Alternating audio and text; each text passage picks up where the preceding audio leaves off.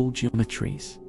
When Elias thought of the confrontation he'd avoided with his father on his deathbed, the shadow didn't just twist. It rose. It peeled itself off the floor, casting a silhouette against the wall that stood a head taller than Elias. Its posture aggressive, chest heaving with a phantom breath. Then came the morning of the broken glass. Elias had been staring at a glass of water, thinking, just for a fleeting, jagged second, about the time he almost walked out of his own wedding. He hadn't done it, of course. He'd smiled and said the words and lived the lie.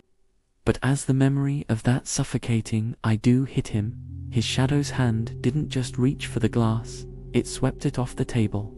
The glass shattered against the concrete floor with a sound like a gunshot. Elias stared at the shards, his heart hammering against his ribs.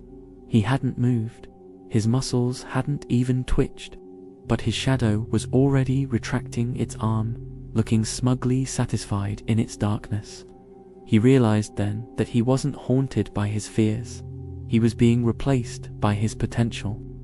The shadow wasn't a dark reflection of his soul. It was a physical manifestation of every no he had ever uttered when his heart screamed yes. It was the architect of his unlived lives.